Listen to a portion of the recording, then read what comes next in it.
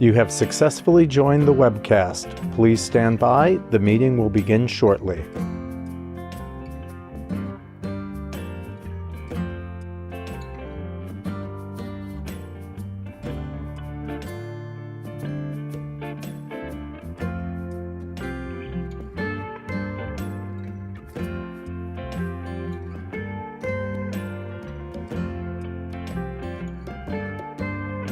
You have successfully joined the webcast. Please stand by. The meeting will begin shortly.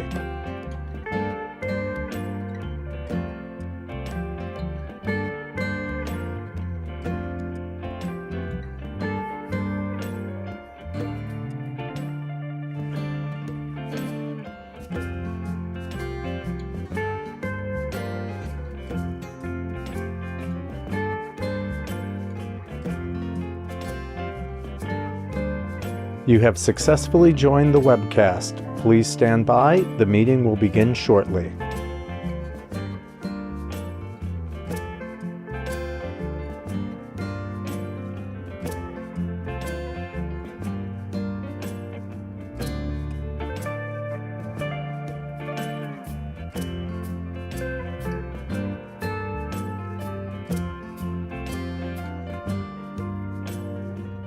You have successfully joined the webcast. Please stand by. The meeting will begin shortly.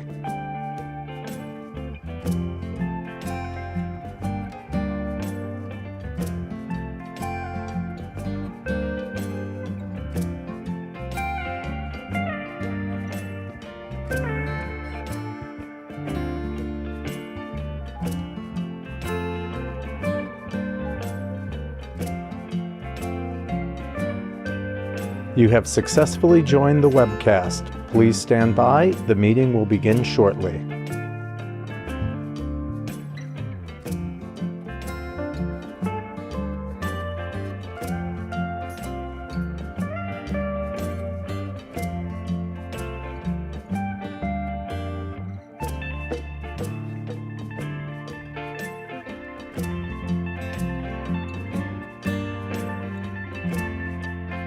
You have successfully joined the webcast. Please stand by. The meeting will begin shortly.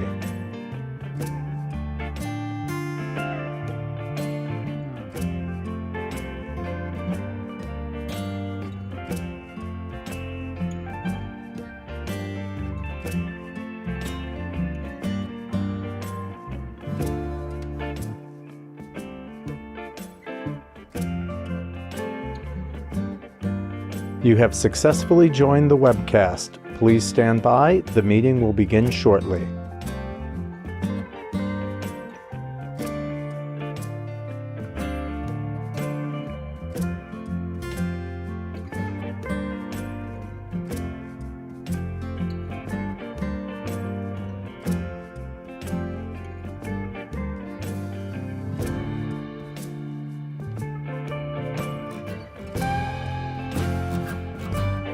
You have successfully joined the webcast. Please stand by. The meeting will begin shortly.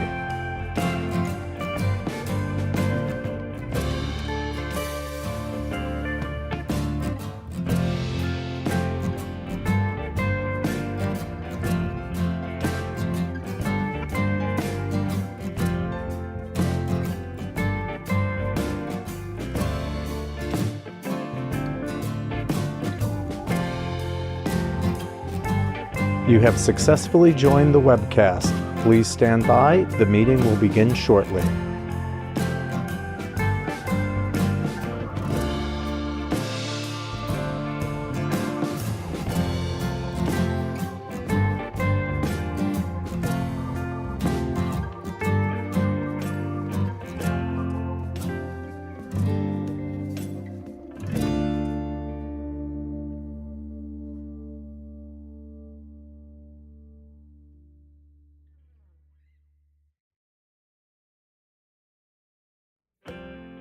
You have successfully joined the webcast. Please stand by. The meeting will begin shortly.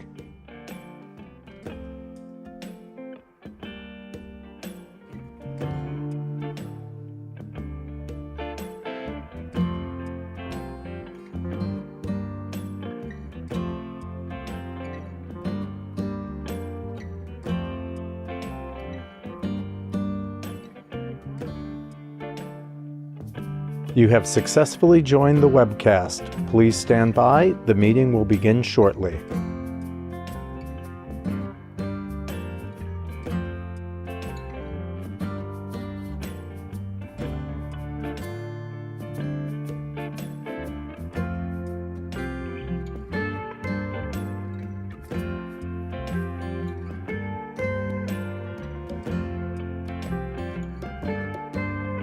You have successfully joined the webcast. Please stand by. The meeting will begin shortly.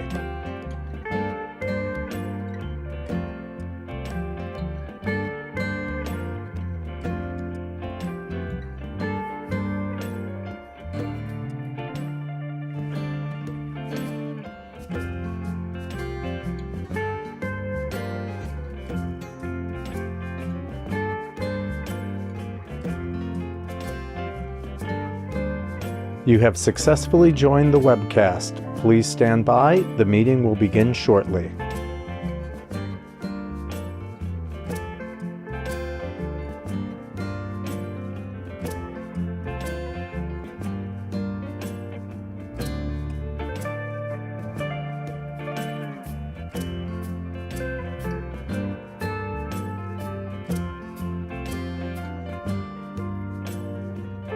You have successfully joined the webcast. Please stand by. The meeting will begin shortly.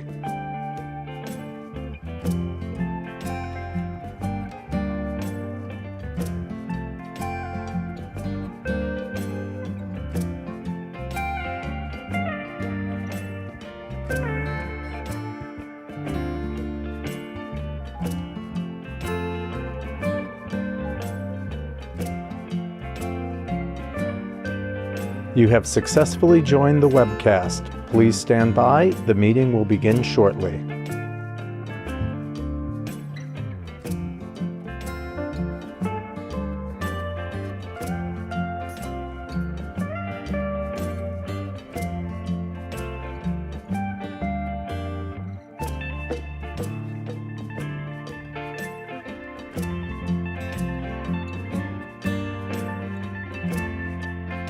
You have successfully joined the webcast. Please stand by. The meeting will begin shortly.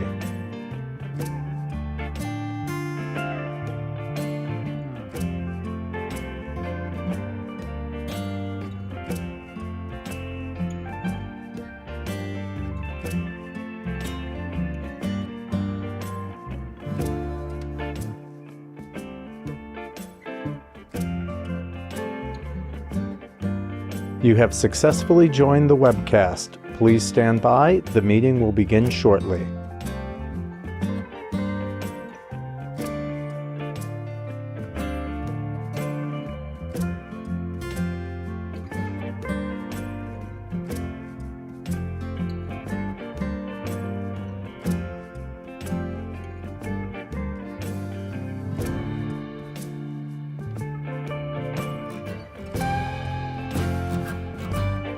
You have successfully joined the webcast. Please stand by. The meeting will begin shortly.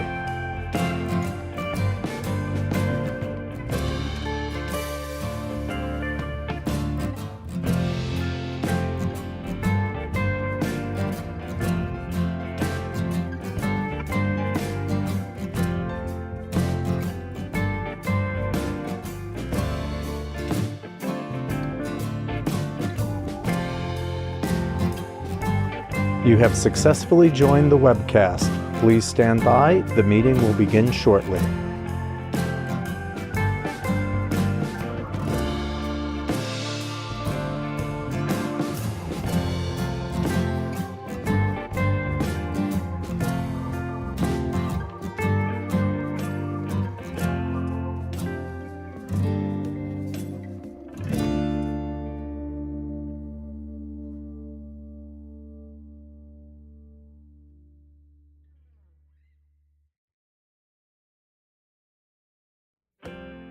You have successfully joined the webcast. Please stand by. The meeting will begin shortly.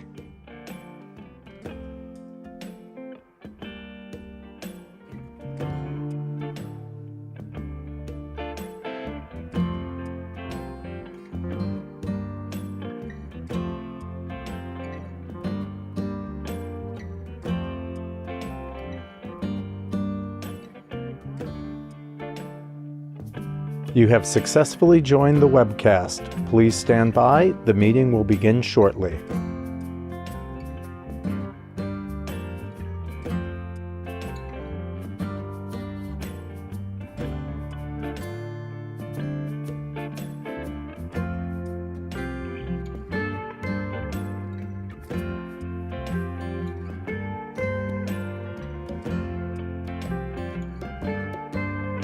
You have successfully joined the webcast. Please stand by. The meeting will begin shortly.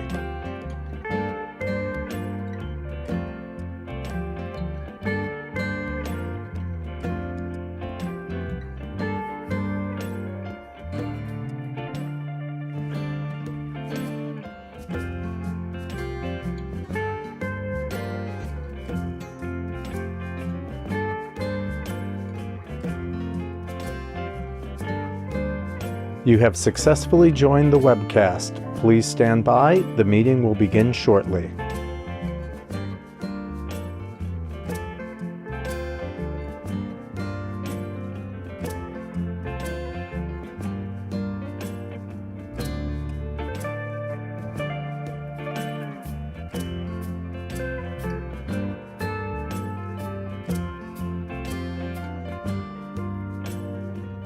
You have successfully joined the webcast. Please stand by. The meeting will begin shortly.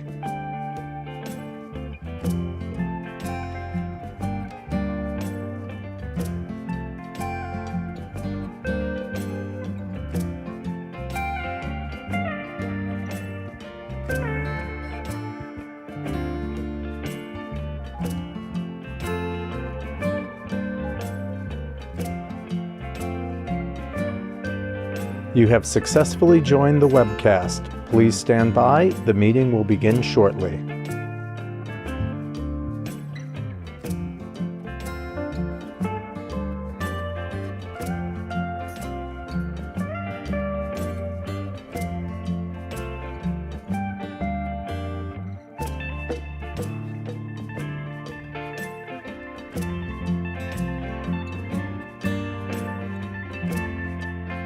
You have successfully joined the webcast. Please stand by. The meeting will begin shortly.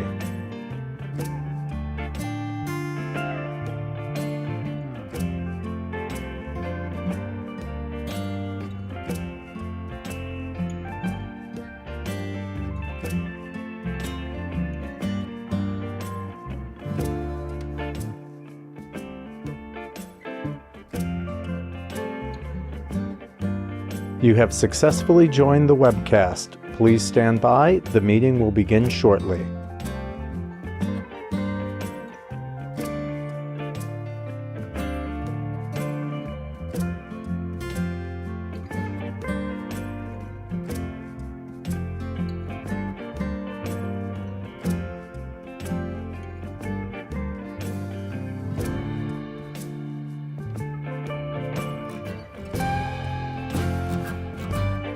You have successfully joined the webcast. Please stand by. The meeting will begin shortly.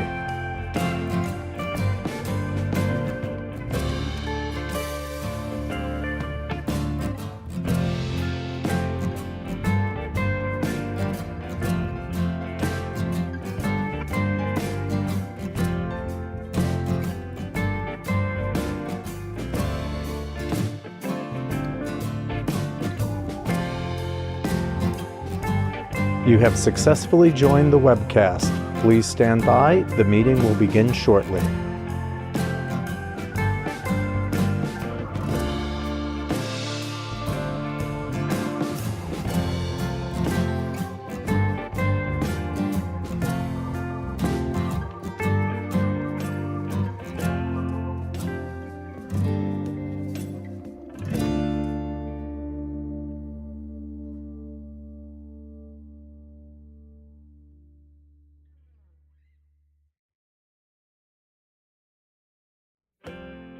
You have successfully joined the webcast. Please stand by. The meeting will begin shortly.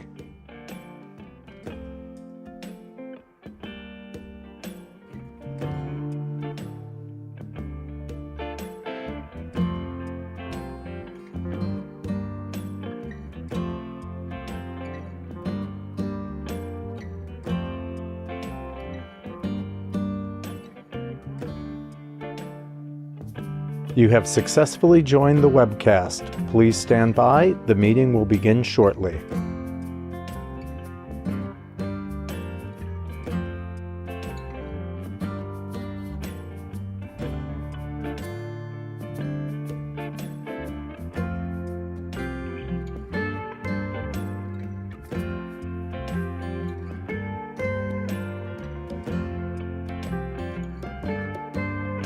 You have successfully joined the webcast. Please stand by. The meeting will begin shortly.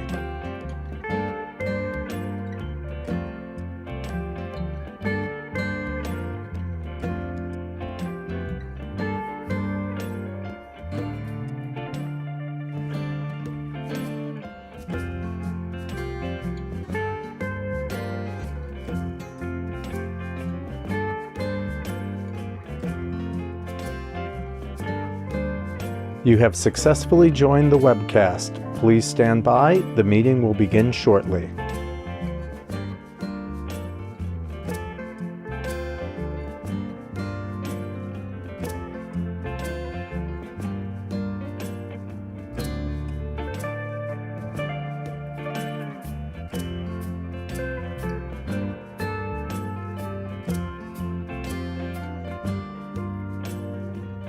You have successfully joined the webcast. Please stand by. The meeting will begin shortly.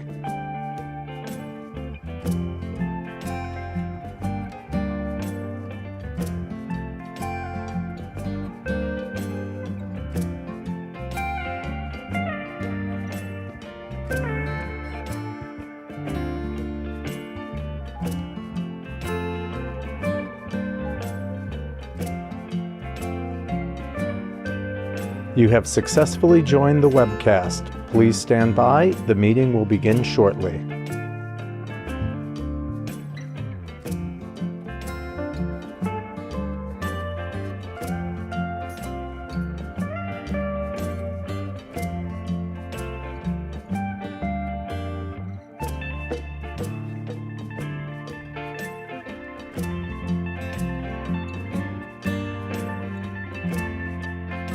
You have successfully joined the webcast. Please stand by. The meeting will begin shortly.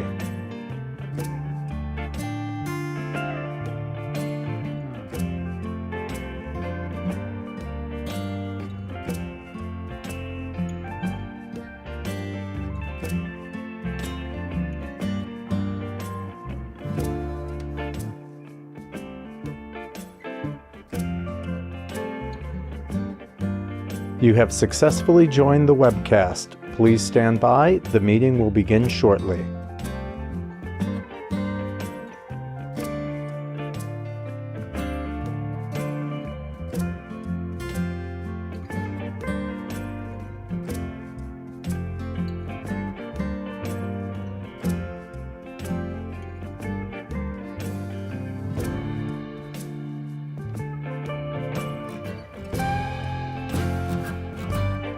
You have successfully joined the webcast. Please stand by. The meeting will begin shortly.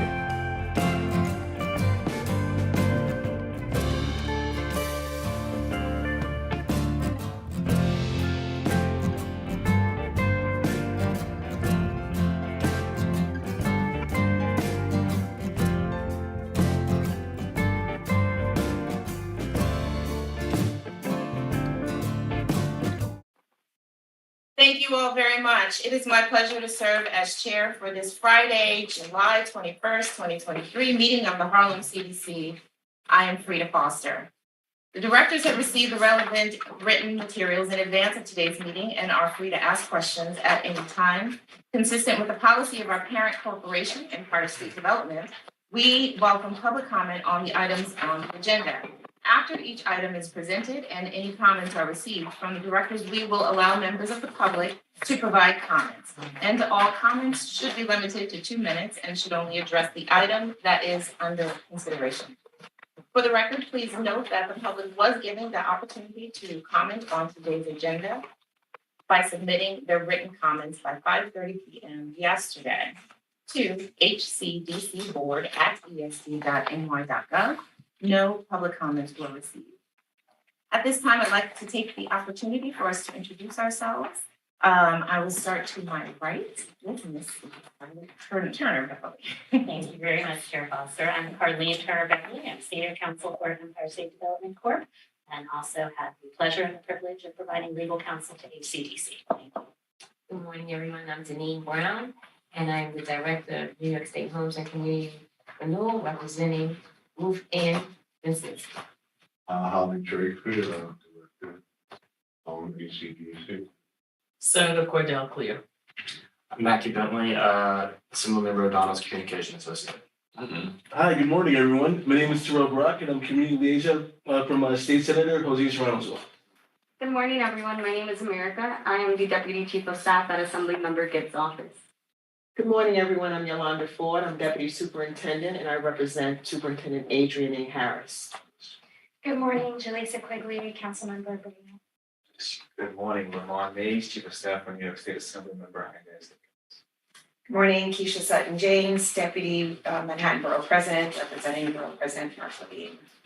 Good morning, Shauna Marks, Director for Government and Community Affairs, designee for Congressman Adriano Escalante. Morning, everyone. Ernestine Bell Temple, representing Assemblyman Al Taylor. Curtis Archer, Harlem Community Development Corporation. Arden Safalo, Executive Vice President for Real Estate, Empire State Development. Hi, everyone. My name is Terrence Cho, and I'm Assistant Vice President for Real Estate at Empire State Development, and I've been also project managing the Victoria project. Victoria Gordon, Requisition Director, Harlem CDC. Host Jeff Reed, with Secretary. Thank you, everyone. Welcome and a special welcome to our Senator. Before we begin with the substantive portion of the agenda, I ask the directors whether anyone has any potential conflict of interest with respect to the items on today's agenda. If so, please make an appropriate disclosure on the record at this time so we can be sure that you recuse yourselves from any discussion or vote with regard to such item or items. Are there any recusals? Hearing none, the foregoing has been noted for the record.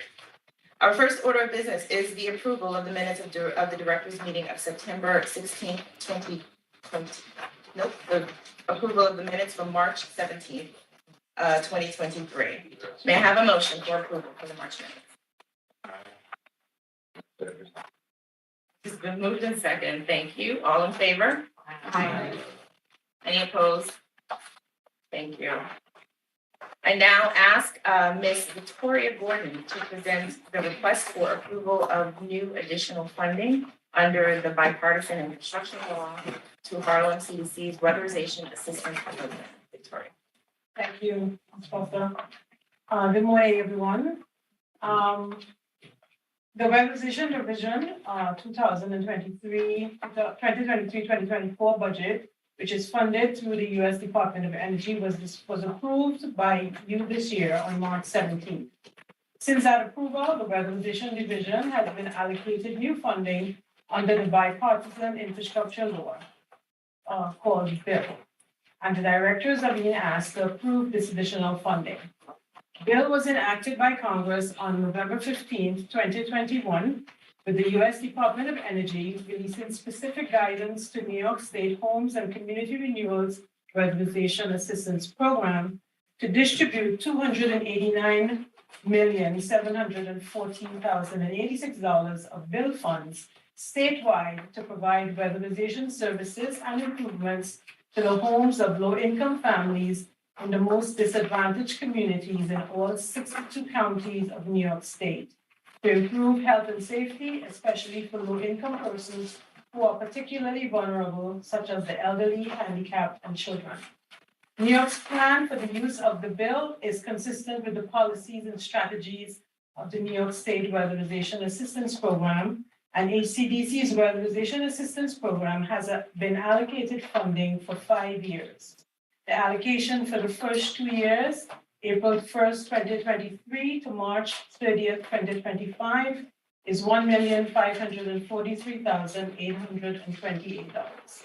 Based on this, the directors are being requested to approve Harlem CDC's Weatherization Division bipartisan infrastructure law 2-year budget allocation in the amount of $1,543,828 to complete 277 units.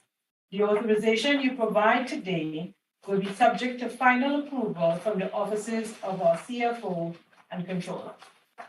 Thank you. Thank you, Victoria. Is there any discussion? Yes, Anita. I'm imagining it's in this section, but the pre-qualified weatherization contractors, are we at that point yet? No, that's coming up next. Okay.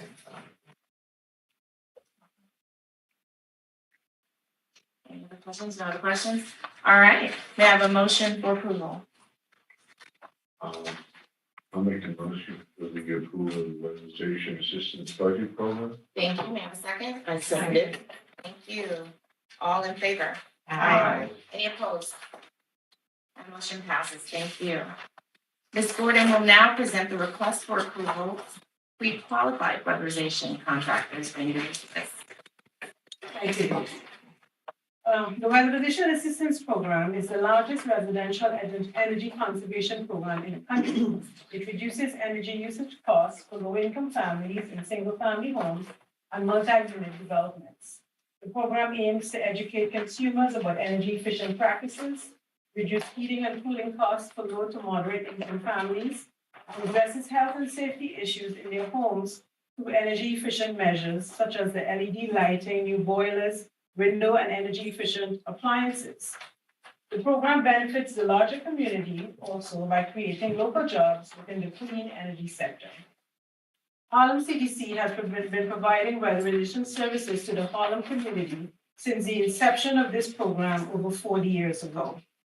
WAP is funded by the U.S. Department of Energy, DOE, and the U.S. Department of Health and Health and Human Services, and is administered by New York State Division of Homes and Community Renewal. Each year, the WAP program implements a number of measures which include boiler replacement, window replacement, LED lighting, air sealing, and installation of energy-efficient appliances. The size, timing, and complexity of these projects typically require HCD's WAP program to solicit firms familiar with weatherization to perform various measures on the contracted projects for each program year. To permit Harlem CDC's weatherization program to respond to the needs of these projects expeditiously while having available the benefits of a broad solicitation of weatherization contractors and/or vendors, HCDC solicited pre-qualified weatherization contractors to perform weatherization work to create a pre-qualified subcontracting list. On May 15, 2023, ESD staff placed an advertisement in the New York State Contract Reporter requesting proposals from qualified contractors and vendors who wish to be included on the HCD's Weatherization Assistance Program's pre-qualified bidders list for the next 3 years to provide heating system replacements and upgrades, window replacement, LED lighting, air sealing, and air energy appliances. Proposals were due by June 7th. A total of 8 firms responded to the solicitation. Responses were then evaluated to determine each firm that should be pre-qualified based on the following criteria: previous relevant weatherization firm experience and qualifications and experience of the overall staff. Based on this review, staff recommended the approval of 7 out of the 8 firms listed on attachment A in your materials as pre-qualified weatherization assistance program contractors or vendors. The requested authorization serves to make available to the corporation a selection of firms that have been identified through a broad solicitation process. In the future, this would allow staff to select from among the pre-qualified firms and after evaluation of those firms for a particular project to make a recommendation to the directors or to the president and his or her designee, depending on the proposed dollar amount and length of the contract for retention in connection with such project. This would save each project 2 to 3 months or more that is normally needed to conduct a solicitation, perform necessary review, and formulate a recommendation. HCDC WAP staff has recommended that the attached pre-qualified list of contractors and vendors remain in effect until March 31st, 2026. Thank you, thank you. Is there any discussion? Just confirmation that two asterisks are minority women business owned. Yes. Yes. Yeah, are they, do we know if they are women, black, brown? Do we have, know what their classification? They are, maximum is black, male, and W and B is a husband and wife, black. Sorry. You had the first question. Oh, right. Just wanna make sure you know. No problem. Thank you. It's okay, they get the answer. Changed, I haven't been here in a long time. Welcome back.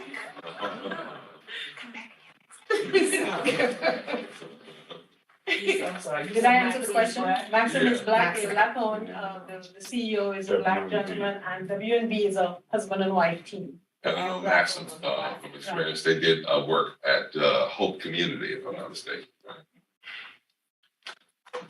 Yes. Just to drill down on that question. I want to be very clear. Maxim Construction Corporation is a black owned company. Oh, yes. Are any of these seven Harlem based? No. None of them are.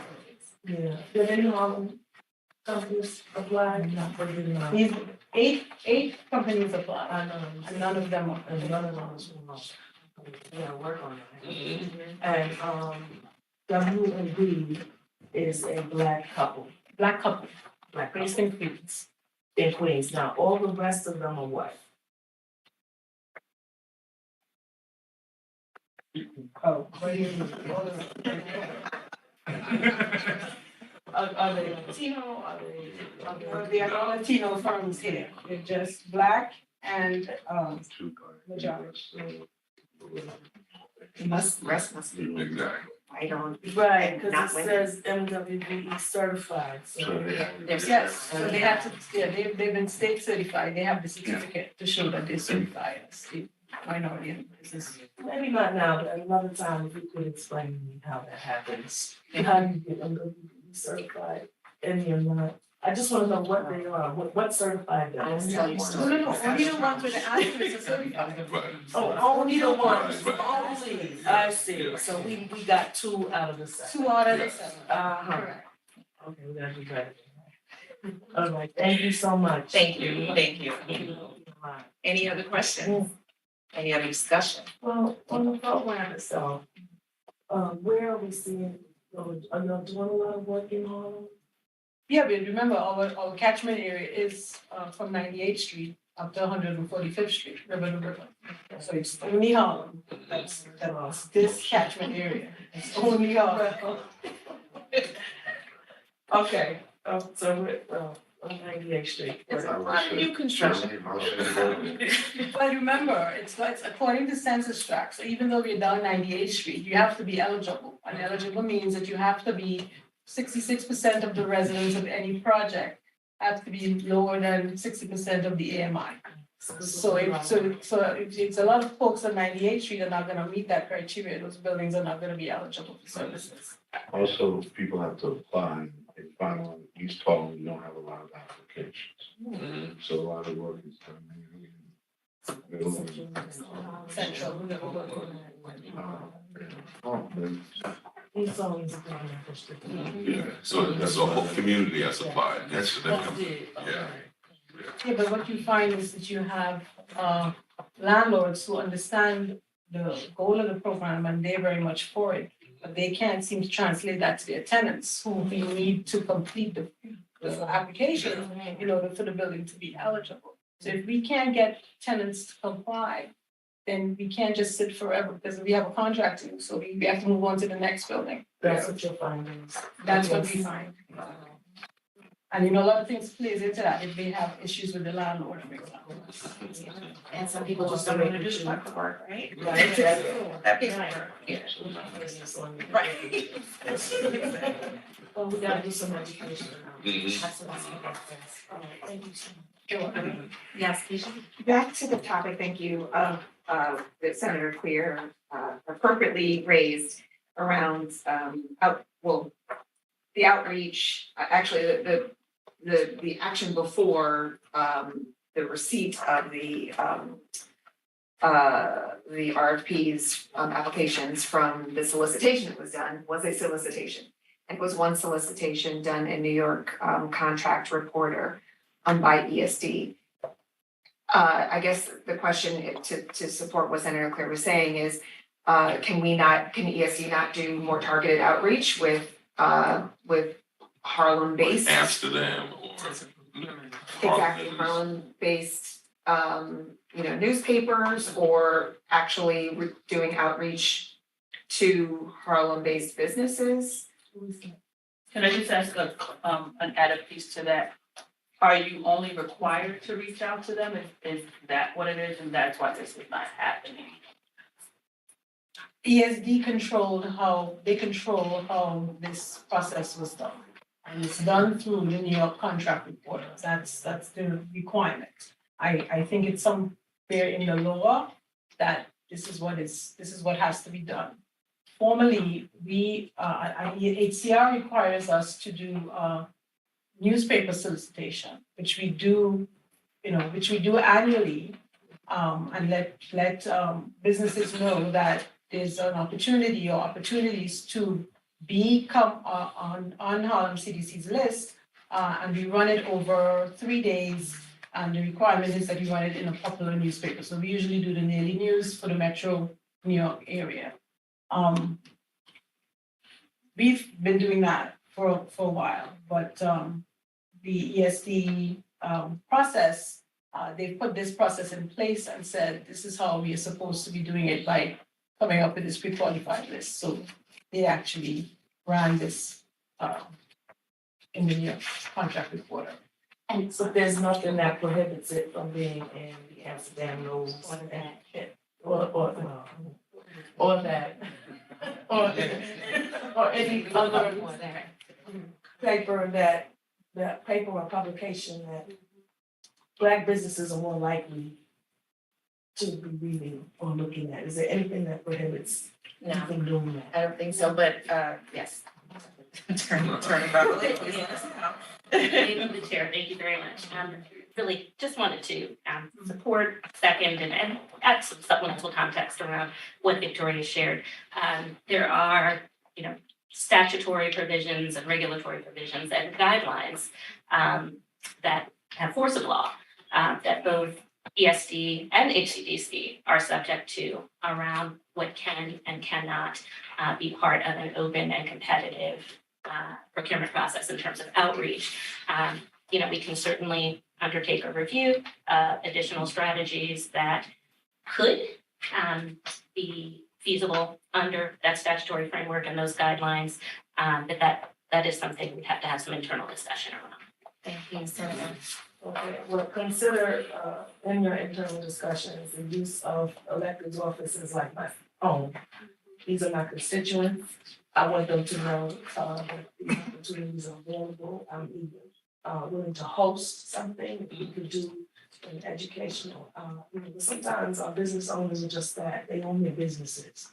And they don't necessarily know how to track this down, or they may just not have the sophistication or the ability to go after these things. I want to help them do that, because that should not stop them from being a part of this, because they know the work. They know how to do the work. They may not know forms, but they know how to do the work. That sounds good. And Curtis, can't we can do this, right? We can do these kind of programming, and I think this is a perfect example of how we can, educate. Absolutely. And I believe, how long must we have this list in place before you can add or amend additional folks? They told us a year, right? 2026. We're not updating any portion of the full list, but we can add to the list next year. So every So, year yeah, we so can we put something actually in place to put something do in outreach, to sort of get more apply. We'll open it back up and then we can, because what we did in this situation is, you encourage people who we knew were, vendors that we've used prior to actually respond. So we could do something like that and encourage everybody that when the list is going to be opened up again for the new contract. That was my question. My question was, do we have other MWB businesses this weatherization program has been in place for a very long time. Do we have other MWBE businesses that we worked with in prior years? We have had the MWB businesses and some of them have unfortunately not responded to this solicitation, even though we have basically sent out the information, as it's a procurement process, you can't do but so much, you just have to let them know that this is what exists. Yeah. And so we've done that, the staff of HCDC has done that, Got it. but the responses we've gotten is what we've got, so. Senator. Another question is there anything that you suspect or know of in the funding or in the way it pays that would discourage minority businesses from applying? Sometimes larger companies can do this because, they have the money. And smaller, which usually our businesses are not able to do it, or it's less convenient for them to do it because they don't have a lot of funds. Is there something we may need to be doing in terms of how this money is paid or how much is paid? The only thing that is an issue for small businesses, and not small businesses, whether they be minority or not, is the insurance requirement. We are a state agency, and as such, the insurance requirements that we have are different from other nonprofits that do this weatherization work. The standard is HCR, which is the agency that manages the whole thing. They say, they set the limits as to what the insurances must be in order for you to bring somebody else in to work on somebody's apartment or somebody's home. Because we are ESD and state, we have another hurdle, if you call it that. And so what we have found is that when there's a minority person applying and they see, like, for example, there's something called umbrella insurance. It's not just a regular commercial or whatever, there's umbrella, which ties in your commercial with your auto and all that stuff. And that is apparently very expensive. So I usually try to encourage them to say, okay, if you apply for it and you get it, apply for other agencies that do the same thing that we do, so you can spread the cost around. But sometimes people don't want to, like you said, they're busy running their business. They're not right. Yeah, I seem to remember a while back, there were smaller forums that would happen for small business owners to kind of engage them in the different processes, because there's a lot of processes around the state, that can benefit business owners. But one, they have to be keyed in, they have to know about it, and they have to have the time to come and dedicate 2, 3, a whole day to kind of learn about these things. I think that this is a good time for us to maybe consider bringing some of that back. I think that between the Senator's office, Harlem CDC, maybe the Borough President's office, maybe we can figure out how to bring some of that formal education back, because there's a lot of new businesses now in Harlem and still small, you're right, and still with limited resources. So I think this has been a great discussion. In the interest of time, I'd like us to move on. One last comment. Okay. Yes, so our office is actually hosting an NWBE event really focused on Black and Brown contracts or contractors and below, if you will, with HPD in the fall. So they have their program is obviously goes everything from like locksmith to major contracts, building buildings. So we're doing something in the fall. We're working on getting a date. We really would love to partner with you and anyone else on doing something specifically, for Harlem, for HCDC. And perhaps we can all just partner on that one as well. That's one. And then two, I just wanted to say that in terms of considering how we can broaden our outreach for future RFP, future, I would like for it to not just to be about the weatherization program, but anything with HCDC. I think it's important that we do that, as we consider that internally, that is the consideration for any outreach that HCDC is doing, both, to be focused, to do further outreach in Harlem. That's an excellent suggestion. That almost sounds like a committee that would be made of the directors to kind of get that ball rolling there. Yeah, and legislative reasons, if there's something we can do to change Okay. that insurance hurdle, because it is a hurdle. Let's see if we can focus on that. Y'all can advise me. And also, just keep in mind, and I have to always let people know this, especially as we move away from affirmative action and everything else unfolds that relates to Black people, right? Blacks and Northern Manhattan Blacks get the least amount of contracts anywhere, right? For anything. And that's not okay. So anything we're doing, I agree, I just didn't broaden it because I know you were talking about this, but that is my motto in life. We know. That is We know you said it. All right. Thank you. That sounds like quite a meeting between Curtis and Senator's office and the president's office. So, yeah, thank you. Okay. Did we vote on this? No, we did not.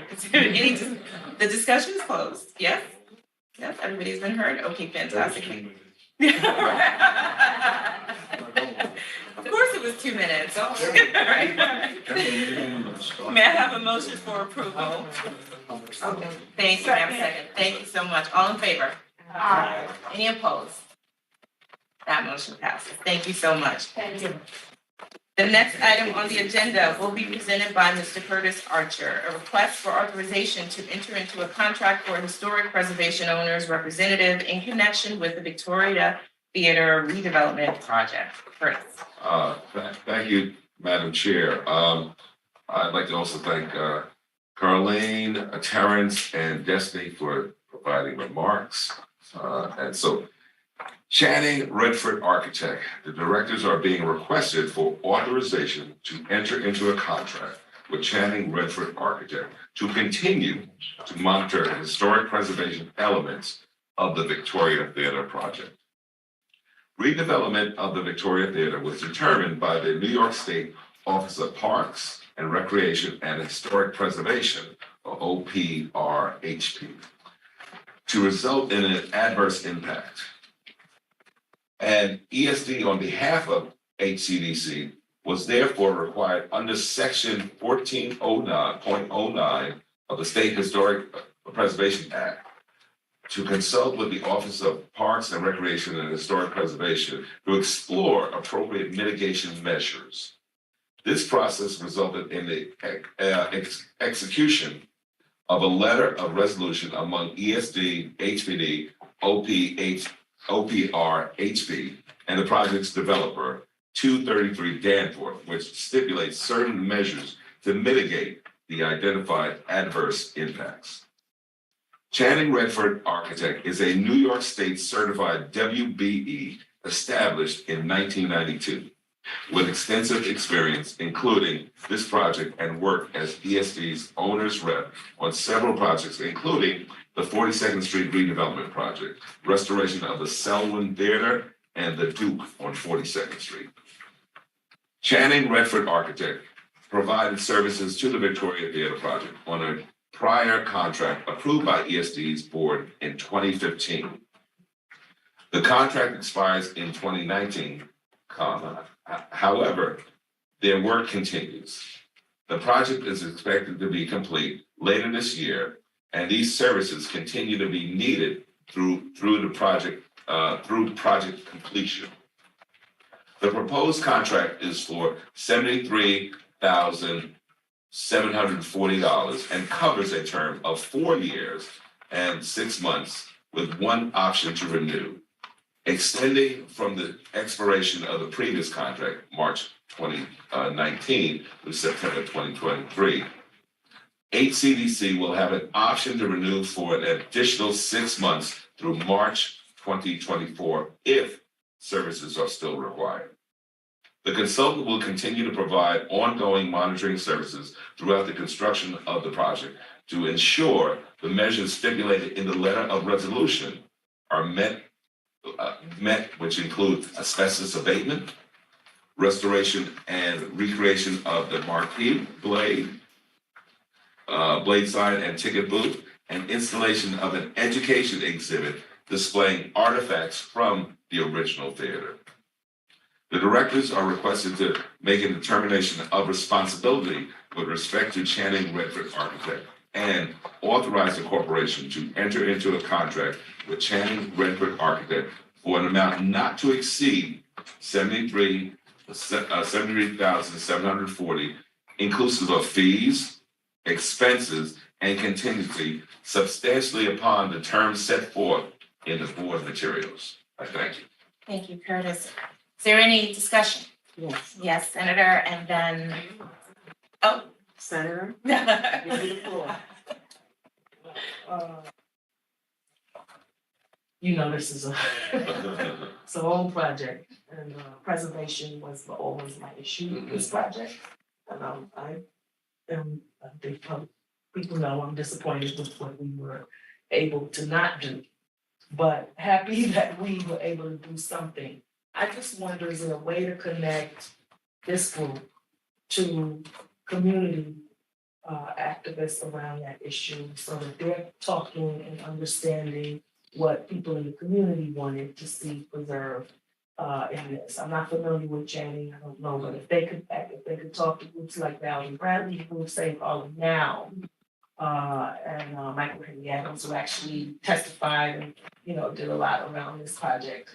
Can we connect the two of them as they continue to preserve this so that we can make sure we have some involvement? Sure. I can Challenge Joe. Yeah, I can speak to that a little bit. So as Chair Foster mentioned, there will be an educational exhibit which will consider, and it's essentially in the back of the lobby, and it will have preserved artifacts from the original theater. We are Channing, who's, as Curtis mentioned, has had previous experience with ESD on the 42nd Street Development Project and has a lot of experience with theater. Channing currently actually is in the process of inventorying all of the artifacts that are still left that could not be, or that are not being used in the current project. And we are trying to find new homes for them. The preference would be to give these artifacts to institutions where they could be redisplayed. In the past, for other theater projects, such as the ones that Curtis mentioned, the artifacts were given also to some educational institutions like Columbia, NYU, CUNY, and so on, for their respective historic preservation departments. The issue with there is that they kind of start to tinker with it because they're using it for their class. But what I am happy to do is once we get the inventory of artifacts that are essentially in storage and in different places, is share that with this group so that we could, collectively or collaboratively try to find new homes for them or new uses for them. And so I'm happy to share that list with this group. I would like to that and also get their opinions on what should be put in the Victoria, what we should keep here versus what's going to be sent somewhere else. Yeah, so I'm happy to coordinate with Curtis on that with the list. Right now, everything's in storage.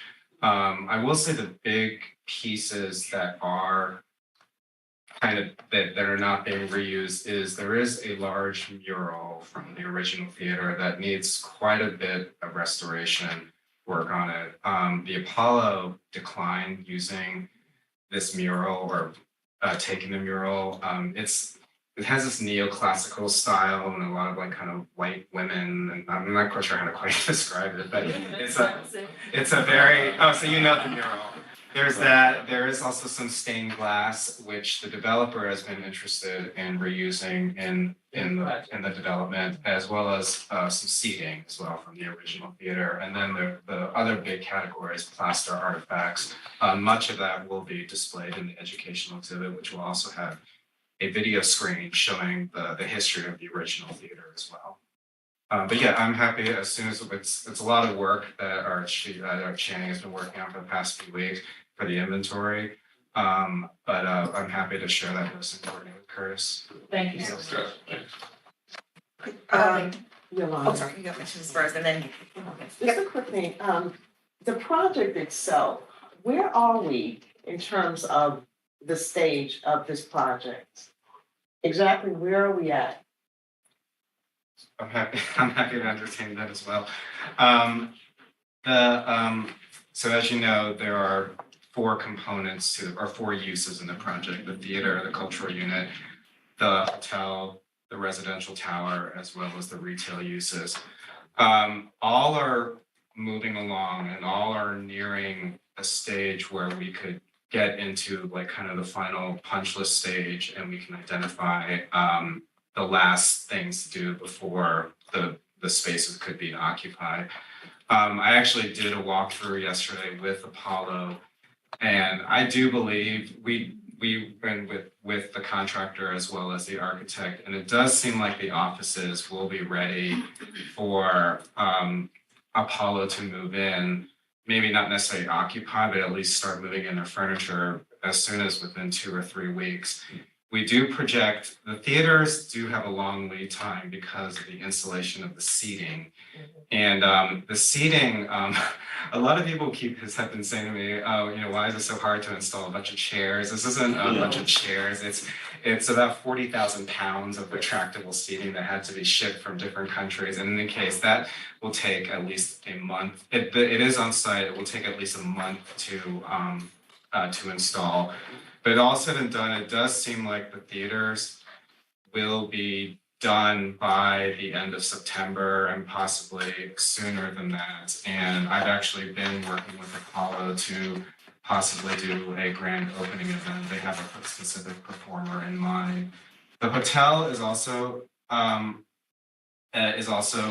progressing as well, and will probably be more or less opening at around the same time as the cultural unit. They're projecting an August opening date, but to be honest, from my observations on the site, I don't really think they're going to be ready to be open in August, because I mean, obviously a hotel is complicated, you need staffing, you know, the fixtures and everything like that. But I think more or less it'll also be ready around September at the same time as the cultural unit. So in terms of percentage, you know, 5% completed. Yeah, I'd say around, yeah, I think that's a good judge, yeah, a good metric, yeah, around 85% completed. Yeah, we're close to the punch list, yeah.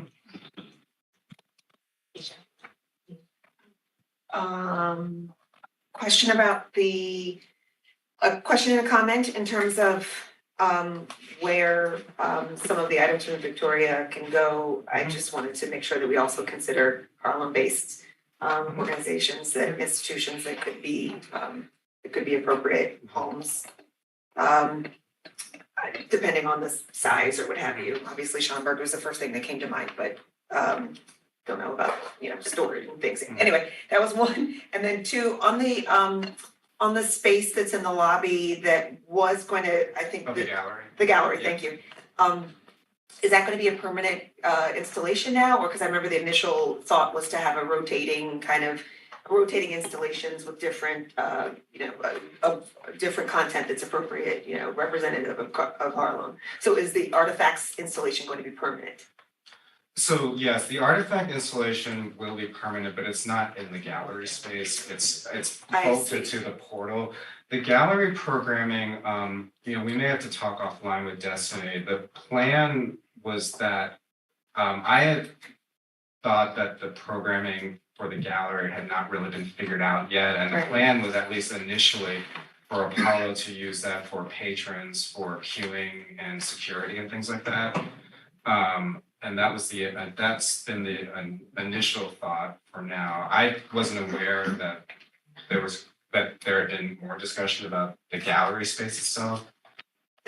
There's, I don't know if I'm using the right, there's a space in there where there were supposed to be art installations that were. Yeah, we're talking about this.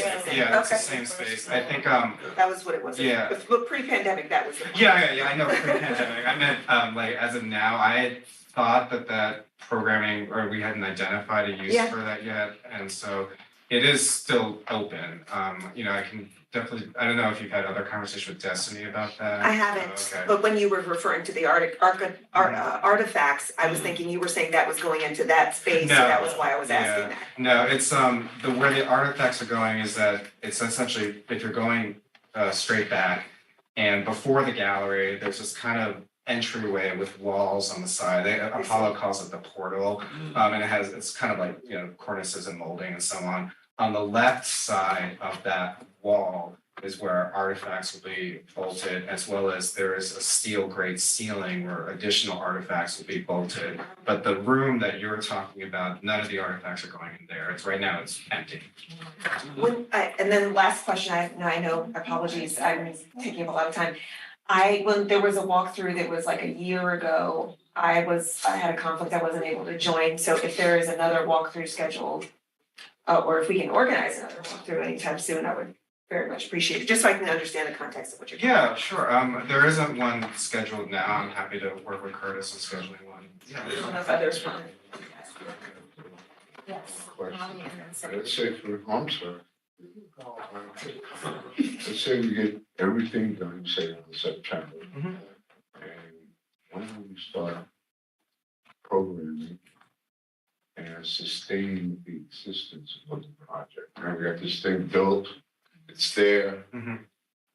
When do you think it will be operational and be able to start bringing in people and actually sustaining itself? So I have been talking with Apollo about that with Aldo Scrofani, who is the chief operating officer there, as you all know. And they have been identifying performers. The struggle has been that really up until recently, we have not been able to get a firm date for the opening or for when the spaces will be ready from the contractor. It does seem like we have that now, or at least an idea of that date. And I do think that now that we have a date in mind, Apollo can work more closely with potential, because the performers, they can't, obviously performing company, they can't go on like kind of a wishy-washy non-committal date. They have to have a date and they can go in. And so I do think it depends a little bit on the type of performance it is. But I think probably, I would assume, hopefully by Q4 of this year, November, December, that there could actually be performances, after the, performers get in there, they need to, check out the space and rehearse and all that sort of thing.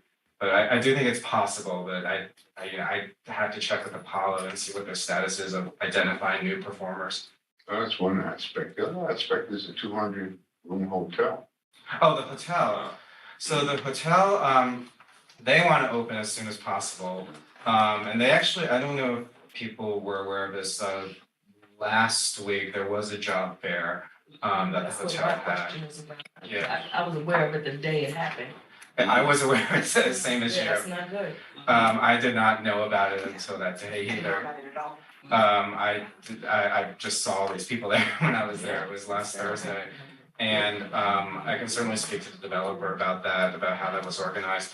But the hotel, they are hoping to open in August.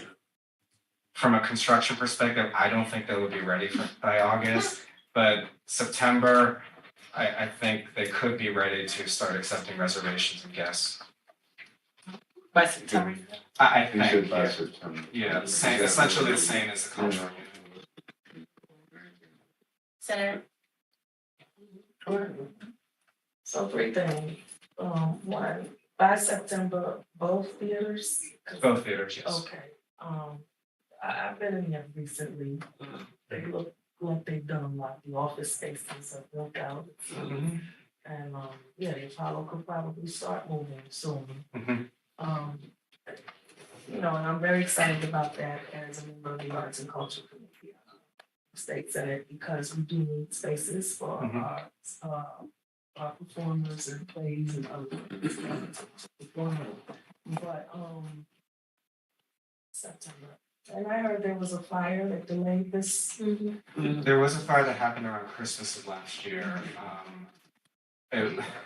Honestly, it was kind of a comedy of errors. What happened was that there was concern about freezing pipes because it was very cold. I wasn't in town, but when I left, I remember flying out the day. It was that 1 week in third week of December when it felt like sub-zero, felt like the Arctic. Anyway, what happened was that a security guard, the overnight, was concerned about freezing and turned on the space heater, and the space heater caused the fire. Yeah. So that caused a little bit of a delay. Oh my. That did cause a delay, yeah, so we're remediating that. They also have a flu. Oh, and then it caused Because they didn't realize this. right, sorry, the concern for the freezing of the pipes is because a couple of days prior, pipes had burst, so that was the reason why. So back to this thing, and definitely about the employment aspect. I remember sitting in this room, probably in the same seat, concerned about who would be employed when a whole other hotel developer was mentioned, and that was very, very important to me and the community at that time. And I think a strong message needs to go back to them that this is unacceptable. What they did was wrong. We didn't have an opportunity to tell the community that we don't even know what jobs were available. Right. We don't know. We had no opportunity to get people there, and that's criminal. This project sits in the heart of Harlem. Blacks have the #1 unemployment rate here. We are trying to do things for our community, and I'm not letting anybody slide. Black lives gotta matter everywhere. It can't just be a slogan for me. So I need to make sure that our residents have the opportunity to apply, and they need to do that again and do it differently. Yes. Okay, and let the proper people know. Elected officials worked on this project, allowed them to be there, voted on everything that's happening over there. They're getting this because of the state of New York, the people's money, and it should work for us. I'm very serious about that, and I'm very upset about what happened. I only found about it the day of because somebody went by and said, "Oh, you know they got jobs." No, I didn't know that. Right. And I think that we should meet with them, Madam Chair, and let them know what we expect moving forward, because it's not just about the employment opportunities and business and vendor opportunities. We gotta set the tone right starting now. I don't wanna continue down this path where we have all this stuff being built up in Harlem and we are not able to participate in it in any way, shape, or form.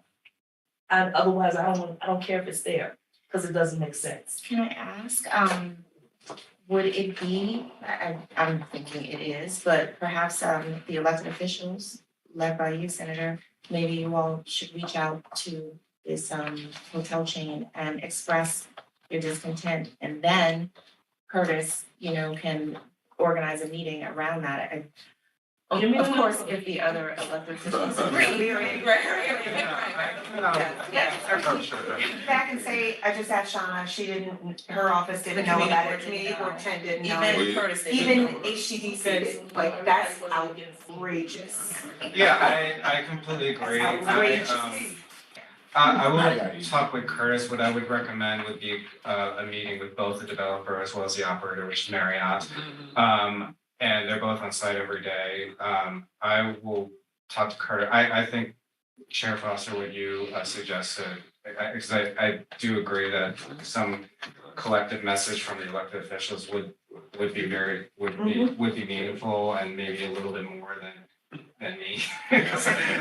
So I will I'll talk with Curtis about getting setting the contact information of someone and disseminating that. Terrence, as of now, do you know if they have any others planned that you know of? I don't know.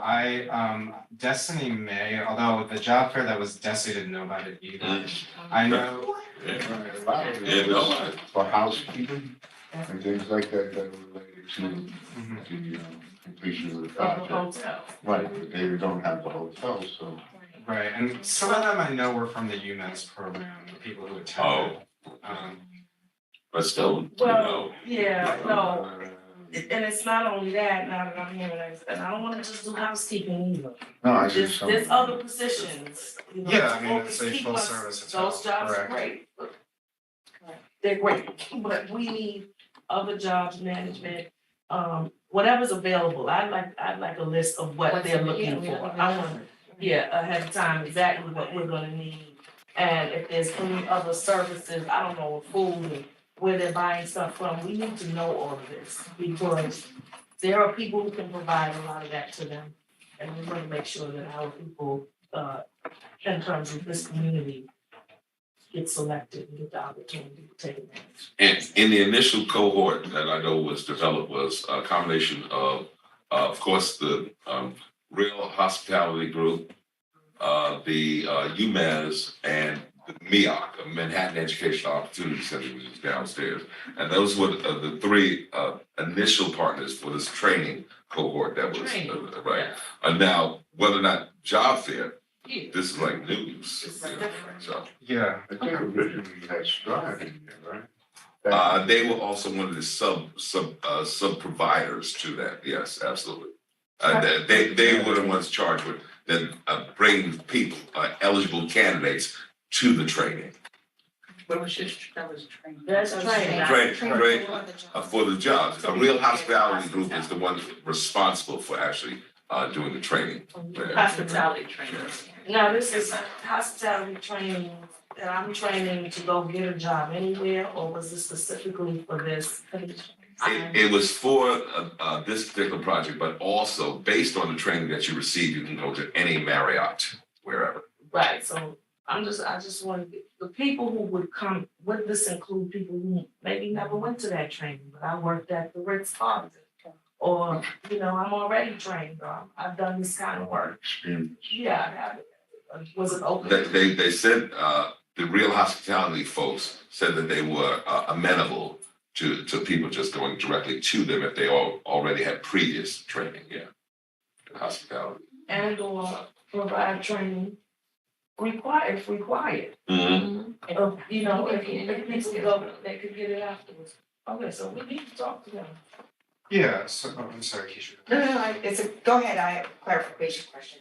Oh, no, sure, go ahead. I just wanted to sum up, sorry. So go ahead, yeah. Okay, so I apologize, I didn't know about this training, so this was, I'm familiar with some of the organizations that you mentioned in Australia, but this was training, are any of these entities affiliated with Marriott? Yeah. You just said. Your Real Which one? Hospitality Group is. That So it was the developer, so it was something that was convened at the time by Craig. So it was down actually on the second floor, so this is prior to COVID and whatnot. So Danforth, Real Hospitality Group, and UMES and MEOC. Those were the four main. Okay. So it sounds like a few meetings are going to transpire Yeah, after. just sum up, a meeting with the hotel developer and the operator. Keisha, I will follow up with Destiny about gallery space, and I'll coordinate with Curtis about a walkthrough, and I will also share with this group the inventory or status of the historic artifacts, and communicate to see if we can connect with others who may have ideas as well in this community. And you don't have to you can bring information, I just like to know what the Apollo, or who is gonna be the select for groups that come into use. How is that process? Oh, gonna go, so that we can let productions and other people who may be interested in know. Yeah. Is that Camila? Oh, yeah, I think it is. I mean, it would be through Apollo, so I think it would be Camila. I'm not sure it'd be Camila through Aldo. I mean, Aldo will certainly be involved as well. Yeah. But it's Bring it back to me, you don't have to guess. Okay. Thank you. Okay, directors, Holly, one last thing, and then we need to move on. You say Marriott is operating this employment initiative? And do they have the same wage scales as the other Marriott hotels? And the reason I bring that up is because generally when you go past 96th Street and go north about the salaries now. The Marriott standard is, your employees is $39 an hour. So are they gonna be making that same wage? Or is it, are they kind of the same benefits as American employees? That I'm not sure. I Another will question ask, for the yeah. meeting. That was just a guess. Yeah, great question. Okay, this is a great discussion. Thank you, directors. We are going to, I need a motion for approval. Did we? Right. Did we? No, we did not.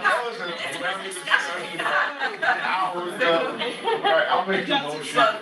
It's been moved by Keisha. I need a second. Second, okay, all in favor? Any opposed?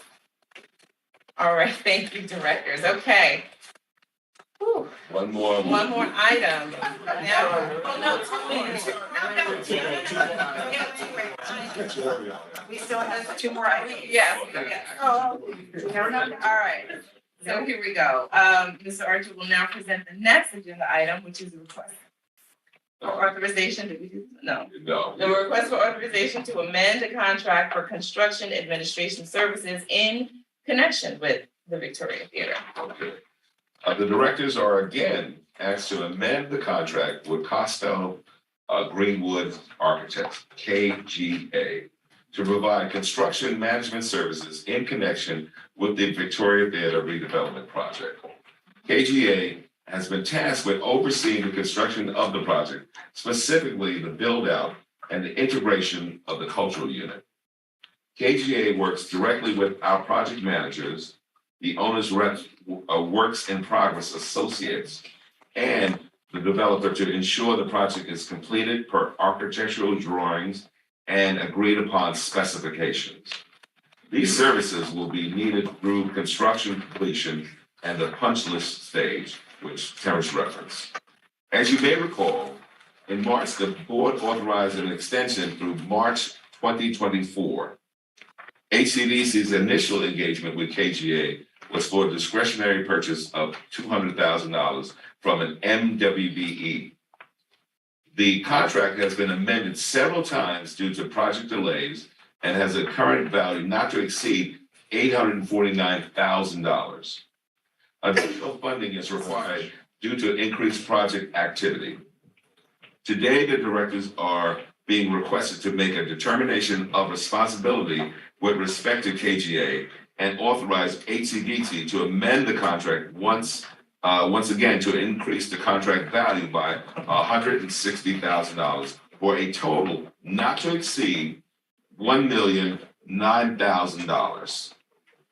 The contract will continue to be funded by rent revenue from the Victoria Theater development lease, and any authorization you provide will be subject to final approval of a contract reporter exemption from the offices of our CFO and controller. I thank you. Thank you. Okay, is there any discussion? Let me guess. This is on number 7.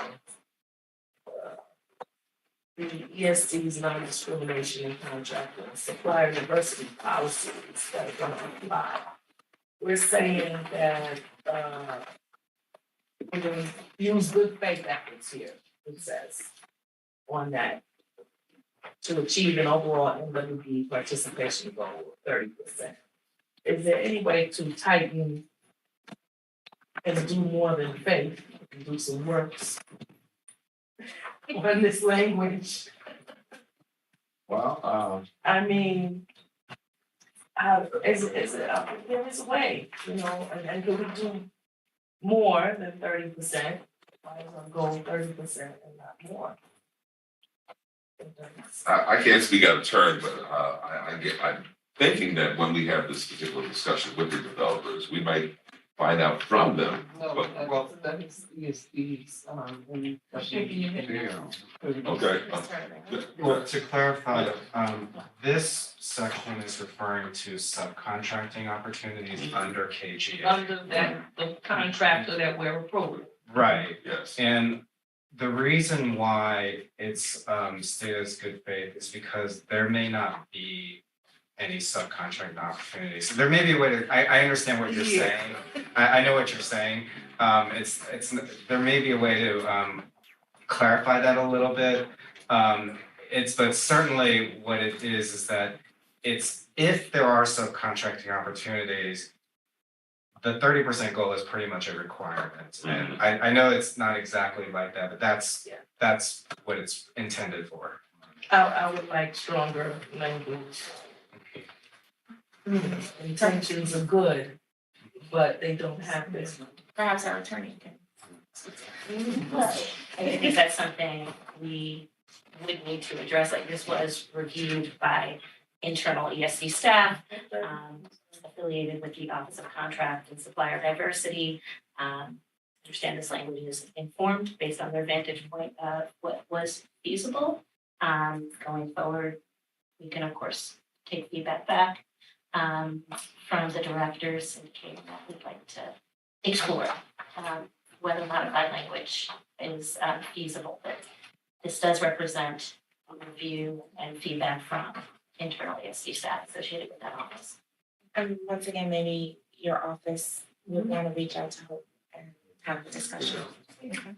Question, didn't you use body numbers at one point in the beginning of the project? Body numbers is basically a list in an independent organization that lists their hiring and things like that. And I know the developer had them on the contract. yeah, exactly. So you should use body numbers. No, that was used for the developer for the construction of the project. By the numbers, this was not retained by ESD for our work. And I would guess that you were probably about 3%. For the developer? At the time that you use body numbers. Because generally, I mean, I've tried to push that a lot. So when we decide, I used to require that when people came in for projects, you know, their inclusionary project, we would try to push the 30%, 100% post.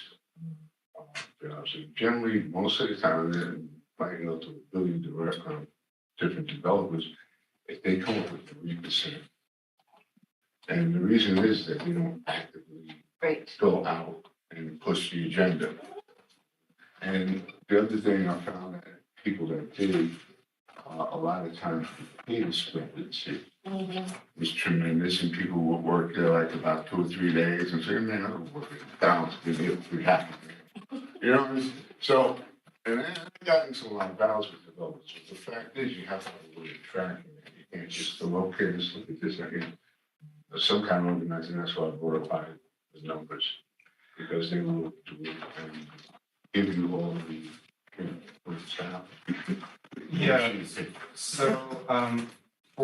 so just to be clear, the by the numbers was retained by the developer for the construction portion of the project, and our OCSD office is, has been working with that. I don't know actually if by the numbers, No, it's OCS, sorry. OCSD Office of Contract Supplier and Diversity, that's ESD's internal department for diversity hiring.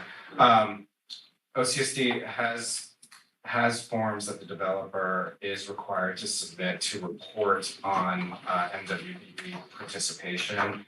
And I know we actually have an upcoming meeting with that to get the updated status from the developer.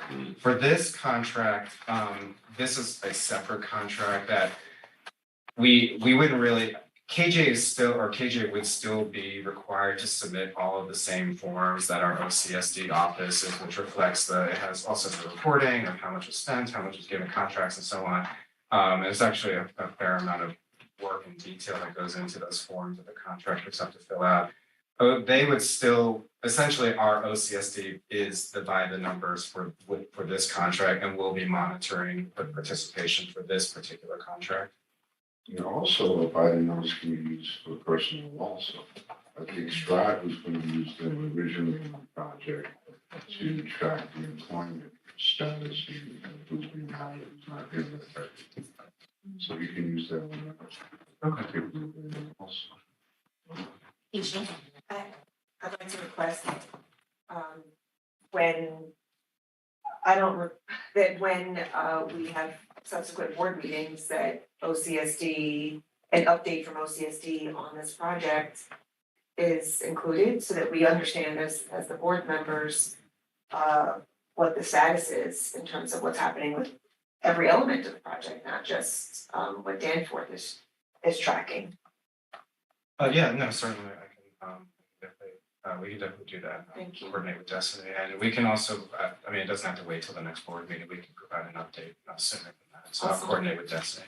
And obviously, I represent all of Manhattan, but I imagine that the senator and the congressman also are concerned, and the assembly members are also concerned with local Harlem. Does OCSD track that as well, whether or not any of these businesses are I don't expect that the KGA's subcontractors. That's gonna be harder to find an architect, it's based, it's Harlem based, but broadly That ain't hard. There's a lot. harder. It's not a ton of black architects, unfortunately, but you can find There them. are a number of them. Yes, you can find them. But so you just, One. question is whether they are also tracking by locality in their questionnaire. Not, Because that's not officially, right, it's not in their mandate. I don't know, I don't think there has been a separate, it could because most of our projects, for ESD don't really have a good way of reporting that for local hiring by geography. But certainly, I mean, you know, we can just go down the list of subcontractors and just tell which one is local or not, and we can provide some sort of report on it, you know, just based on the subcontractors that are on site. And so, yeah, I can talk with Destiny and the developer about that. Awesome. So we can just go down And the you'll list. just send that, you'll send that to Curtis and Rose, and you guys will get it to us as a body, okay? Awesome, thank you. Thank you. Sure. Thank you. All right, I'd like to have a motion for approval. Again, Thank you. Is there a second? Second, thank you. All in favor? Favor with the considerations that I have. mentioned. Absolutely, absolutely. And please define local for me, just send that to me, what is it, is local New York State, New York City?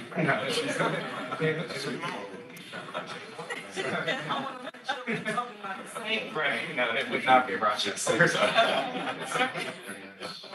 so with the considerations that were brought up at the table, yes, all in favor? Any opposed?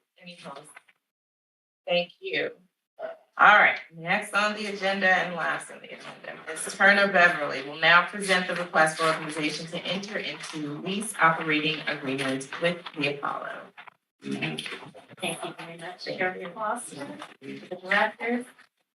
This item relates to a proposed lease / operating agreement between HCB and the Apollo Theater Foundation, again in connection with the Victoria project. Current themes. But, you know, I won't recap a lot of the project history. We've had that reviewed, but I'll just note the project will ultimately be operated as a condominium regime, including a cultural unit consisting of 25,000 square feet of cultural art space. HCBC will be the owner of the cultural unit's condominium unit. This project, you know, has a long history, dating back to 2012, at least, when the general project plan was initially adopted.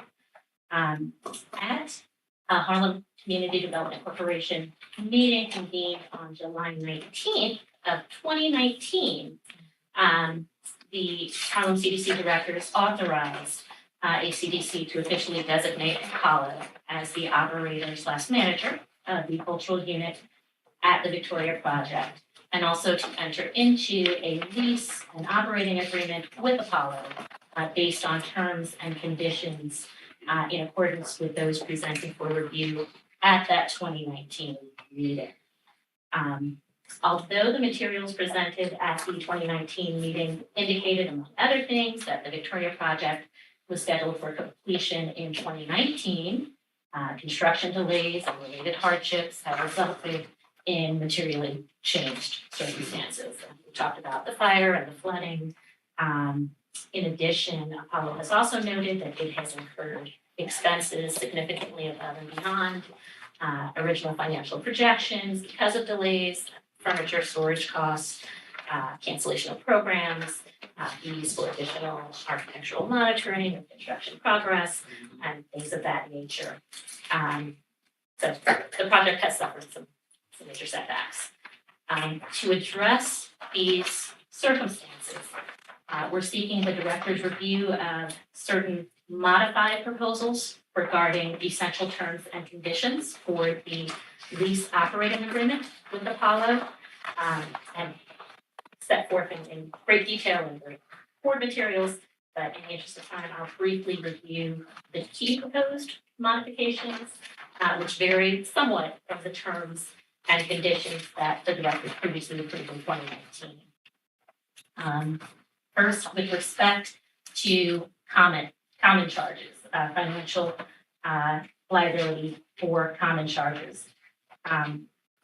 The one key proposed term is that the landlord, HCDC, will provide a supplemental rent credit for tenants' common charges for the first 6 years of the proposed lease, to be applied against financial obligations for costs relating to operating expenses, repairs, and other amounts due and owing from tenant Apollo to landlord. The supplemental rent credit for the first year would be equal to tenants' actual common charges.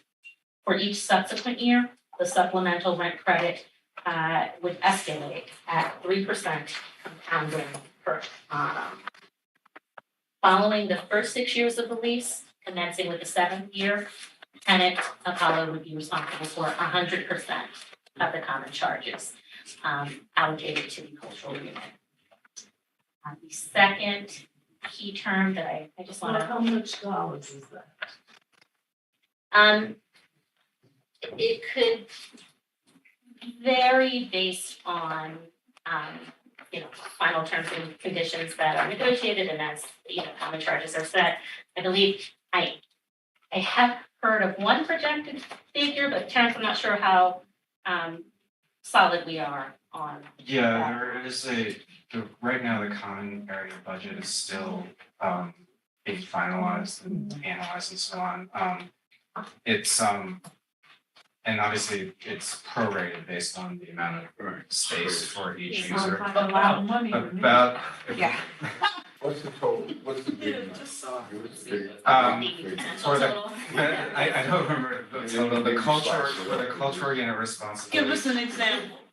The cultural unit responsibility, the current estimate is 130,000 a year. 130,000, so for 6 years, they will be credited that $130,000. Plus 1% each year. Right, it would lessen each year, the percentage of less. No. No, it would I'm not good at now. 130,000 first year Correct. credited. Next year, second year. Hold. One thing with leases, their escalation charges and leases like 2% or Right. whatever. So it'll be So 130 plus 3%. Plus incremental charges. They will be credited. Correct. And then on the 7th year, they will pay 130 plus 6 times 3%, 18%. They'll pay whatever the actual common charge is. Or whatever that is. Yeah. All those 3%. Also, because you got incremental charges, it's gonna be more. Right, that's what I'm saying, plus. But they'll pay it all back. Is that what? Papers back on it. And at that time, they take care of all the big taxes and. When 6 years is done, no, we're not talking about that anymore, it's paid and done. That's correct. 7th year, they're on their own, basically. Correct. Right. Yes, correct. Can I ask a clarifying question? Is leading up to the 7th year, what does that look like for the Apollo in terms of communication and anticipated cost? You got your annual increases. And what other things you guys decide, after you get past the annual increases, you don't have the utilities? So can I just request that the questions? Let Ms. Turner Beverly answer, just to make sure that, if there are not accurate, or if you will look for the right answers. Sure, and I think certainly in partnership with Terrence. Yes. We endeavor to provide as much information concretely as possible today, with the understanding that some things are still being finalized. But, if we need to sort of take something back to push for additional information, we'll do Well, that. that's why I'm asking these questions, because is 6 years enough time for them to get into the space and make enough? Where did the 6 years come from? Why not 10 years? What's the 6 years about? I'm just asking. No, that's a very fair question, Senator. The time period that's specified is really informed by what Apollo has shared regarding some of the financial hardships that they incurred. And it's my understanding, with additional sort of negotiations to come, that it's my understanding that they feel the amount that would be covered by the 6-year period is enough to make them whole based on the hardships that they've incurred thus far. Is there room for if things happen? You know, we just had a pandemic. Yeah, maybe that's something They to have talk a about. list The Apollo. or leases. Okay. So we need I'm to just increase listening. this. But no, if it doesn't happen, Right, understood. Can I request that Ms. Turner Beverly finish her report? Good part, and I just. We are at 11:35. Okay. This will be my last meeting.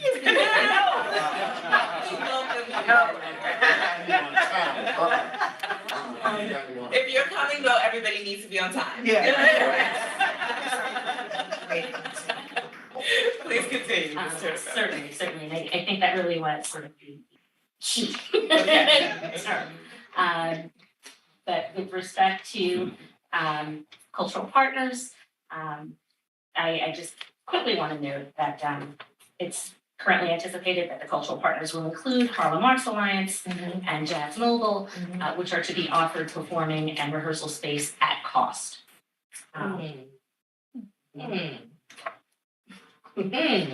Is it Jazz Mobile? Harlem Arts Alliance. Rehearsal and Performance, performing and rehearsal space. no office space. Office space is not referenced in this particular checkbox. What? Does that include cost? Just Just 2 more seconds. That's exactly right. Also just highlighting that another key provision, seeking authorization for landlord shall pay for the services of a third-party advisor and mediator, a signage consultant to work with and mediate among the cultural, hotel, and retail users for the sharing of time on the digital marquee, the historic ticket booth, and the exterior digital sign under the digital marquee. And in conclusion, the directors are requested to authorize the corporation to enter into a lease and operating agreement with Apollo on terms and conditions substantially in accordance with those described in the materials. And again, I've just summarized the key modifications relative to what the directors previously approved in 2019. The directors are further requested to authorize the president, Mr. Archer or his designee, to take such related actions as necessary or required in connection with the lease and operating agreement. That concludes my report. Thank you very much. Hold on. Senator, did you want to continue on your, and then Keisha?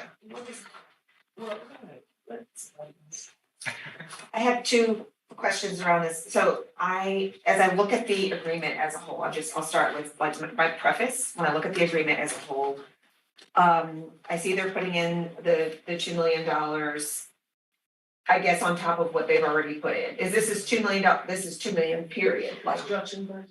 At minimum. At a minimum. Yes, and that relates to a provision that the board had previously approved back in 2019. Right. So at a minimum of $2 million, they're putting into, investing in the space. And they claim that they're already over that. Yes. Yes. Sorry? I said yes. Okay. We are paying for their common charges for 6 years. A tenant is responsible for operating expenses. How much do we know what that is for them in terms of what they're annually gonna be putting in? That Apollo has not shared with us, so yeah, we've left that up to Apollo. Okay. And we pay for the taxes, we pay for repairs. They get dollars for signage. We pay for the consultants that helps them negotiate with the developer on signage. The signage seems like a huge revenue stream, no?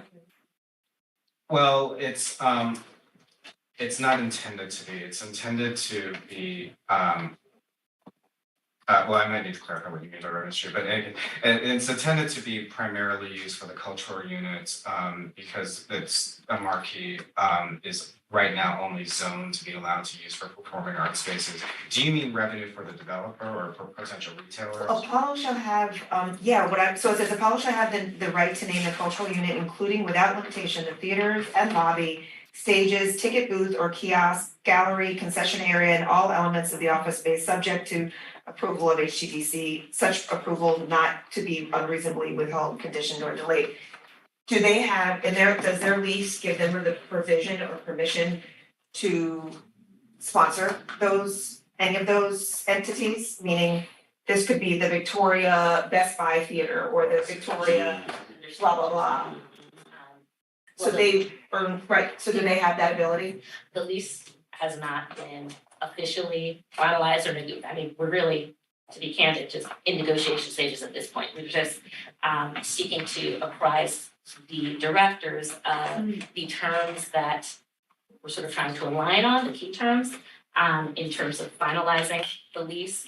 I do also want to just note procedurally that the provision that you're citing to regarding naming, separate and apart from the signage is, the language there is varied from what was previously approved in 2019. The naming term was authorized in 2019. And so is it clear whether or not they have the right to sell sponsorships on these? That's an issue we can certainly. Yeah, continue that's, working I through don't negotiations. believe it is in the current draft of the lease, and that certainly wasn't really the intent. We've always been with really everyone, the hotel developer, everyone that would not look kindly, I would say, I guess everything's subject to approval, third party advertising, like the Coca-Cola theater or something like that. If that's, a concern of this board, like if you want to tell me that now is something that you would be very concerned with, we can certainly take that back when we negotiate the lease. Well, I bring that up in the context of my concern, the concern that the senator just raised, which is this conversation about the cultural units that has been an ongoing one where what we hear from the cultural units, remember CTH was supposed to have been one of the cultural units as well, that the Apollo was assigning, the cost that they were saying, was going to be involved was going to be prohibitive. There were downtown costs for an uptown facility, and that it was going to be pricing out, uptown production. So my concern is that as they bring in productions, as they have these two cultures, I also wanted to ask how much space this was gonna be that HAA, Harlem Arts Alliance and Jazzmobile is gonna have. I'm wondering what percentage of this total space they are giving to Harlem Arts Alliance and Jazzmobile. I'm concerned that they have this tiny, that perhaps they may have a tiny little space for Harlem Arts Alliance and Jazzmobile. They'll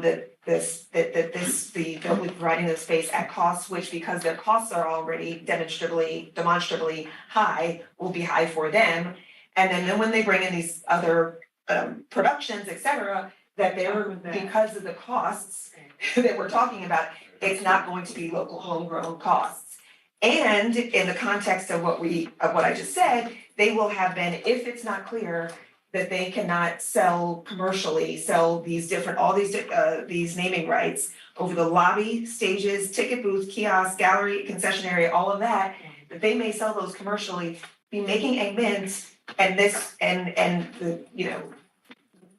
our local homegrown organizations will not be benefiting. And not that the Apollo is not a local homegrown organization, but is not, let me just say it, the thing that is unpopular, is not perceived by the community to be accessible at all right now. And so if they are making another space that would be inaccessible to community organizations and the community, that would be problematic in my view. Thank you. So, basically that's where I was going, because I wanted to know what the cost was, because people were gonna be charged. I want the savings to be passed on, not, the Apollo would not be the only one, the beneficiary of all this goodness that the state is bestowing. Yes. And also, it's about perpetuity for me too.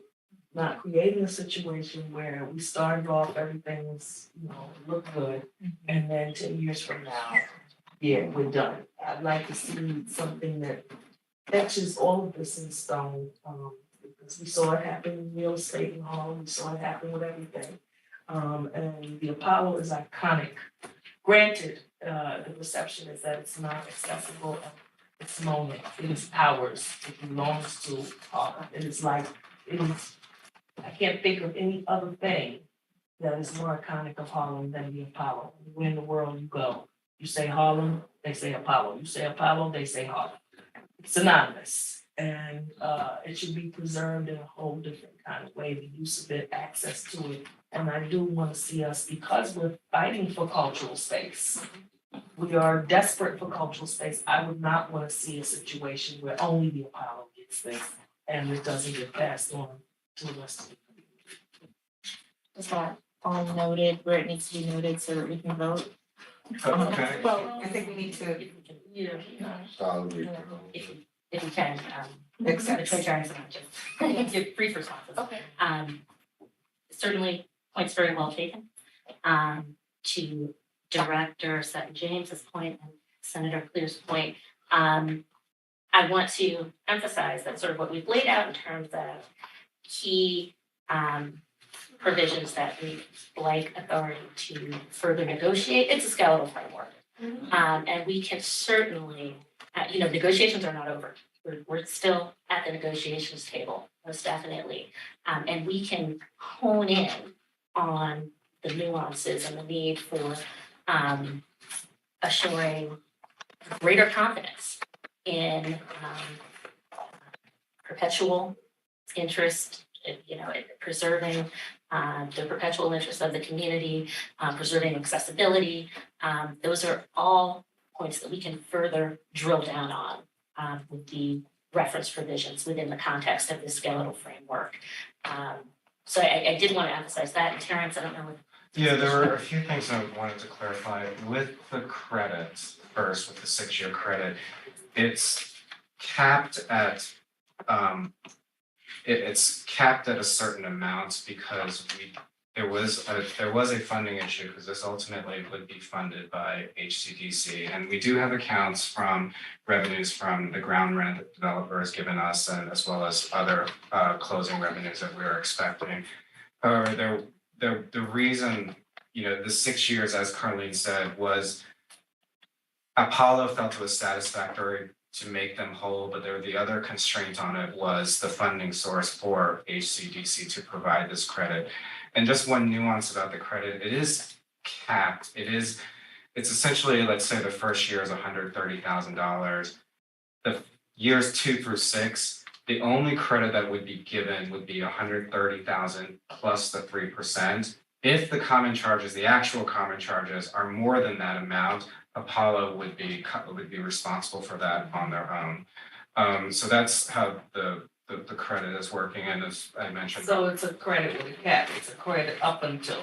Exactly, up until the 3%. And that was to be sensitive to there is a finite funding source that we're drawing upon to provide this credit to Apollo, or this benefit to Apollo. As well as the other obligations as landlord, we're essentially covering the repairs for the entire term of the lease for all 99 years of it. The other thing I wanted to clarify was about the cultural partners. The Jazzmobile and Harlem Arts Alliance is they are only going to be occupying the theaters, not the office space. Through their own decisions, those organizations, they have identified other office space. I know Jazzmobile went to NUL, and Harlem Arts Alliance has their own, some other office space that they get for free.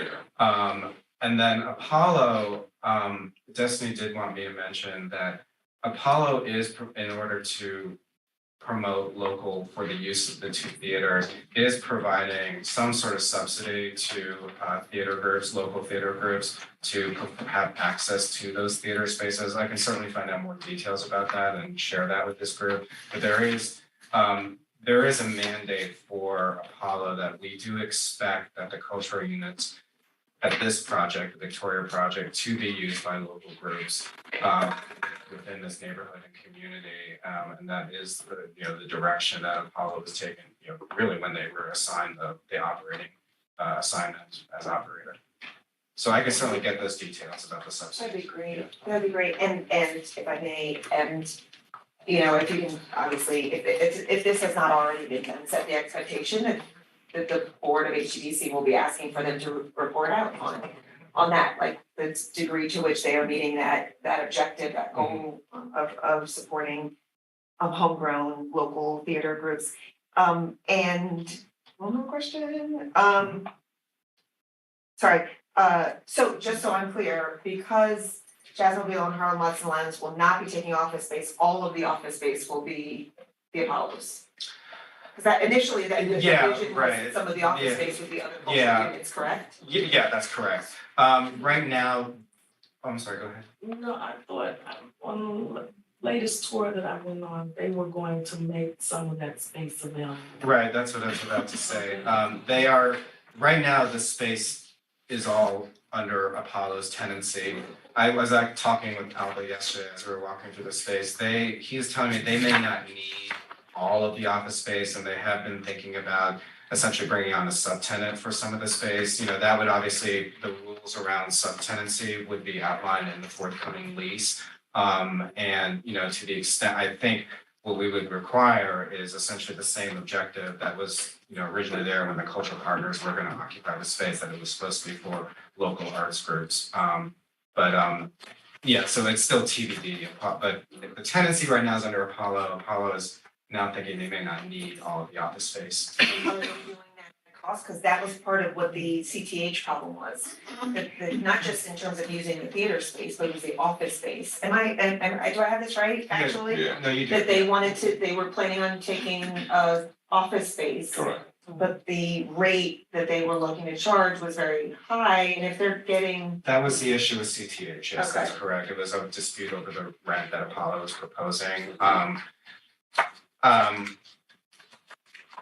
Yeah, it's gonna have to be a negotiation. I'm sure Apollo's gonna want the same, but it would be outlined in the lease and, yeah, I mean, Absolutely, and we can drill down on more exacting language, but I do wanna point out, you know, in terms of the skeletal framework that we're envisioning for our negotiation stances, there is language in our skeletal drill down of the cultural partner section. Apollo may offer other cultural organizations use of the office space at below market rents. Subject to HCDC's approval. And we can definitely point out our schedule of what, you know, we anticipate below market rents to look like.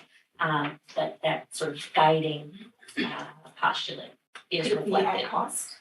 it'd be If they're below. getting below. things at market, and I understand that's what's in there, but can it be at cost, meaning we are passing things on to them as cost, why can't they pass it on to the subtenant at cost? Oh, yeah, no, it could be, yes, it definitely, it would not preclude Is that. there discussion? They have discretion? Well, that would be a negotiation. Okay, negotiation, say it again. If they have a sublease agreement, that dictates a lot of opinion also. So I don't know if they have that. That's what we're saying, Yeah, their agreement with the Apollo. Sublease agreement. well, to be clear, they're not sure if they're even Yeah. subleasing yet, so there are no agreements yet. And so the partners, the potential subtenants would be subject to the landlord, which is HCDC's approval. So they're not like Apollo can just go out on their own and, you know, strike a deal. It would be subject to the approval. Okay, directors, it is 10-1. That's not what that clock. I know. That clock is a few hours from being right. You're hilarious.